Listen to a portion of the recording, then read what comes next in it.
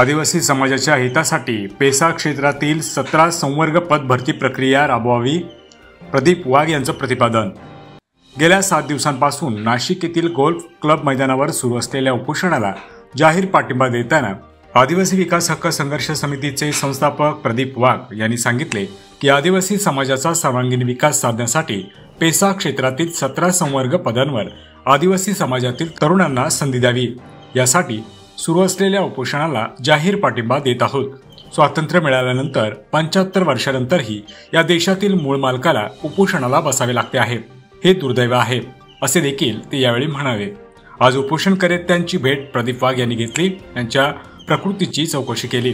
यावेळी आदिवासी विकास हक्क संघर्ष समितीचे कार्याध्यक्ष मंगेश दाते, सरपंच नरेंद्र येले, उपसरपंच नंदकुमार वाघ, सदस्य निलेश झुगरे, निलेश ठोंबरे, दशरथ पाटील, अक्षय शिंदे आदी जण यावेळी उपस्थित होते। मुंबई डेडलाईन 24 साठी प्रीतम काळे। आधी जर असेल तर आम्हाला का पाहिजे आणि क्षेत्रामध्ये जर आहे त्याला 5 मध्ये त्यामध्ये राज्यपालांचे जे अधिकार आहेत त्याच्यावर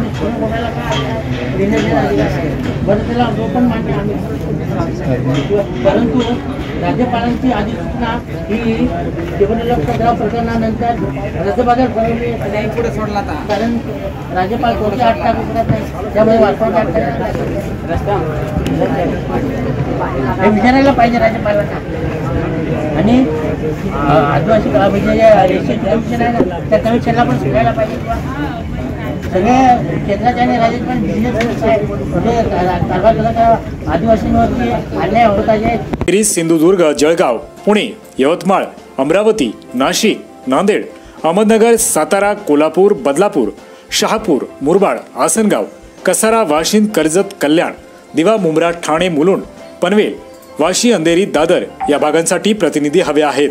आपण जर या क्षेत्रात काम करण्यासाठी उत्सुक असाल तर आजच संपर्क करा। एक नवीन संधी आपली वाट पाहत आहे।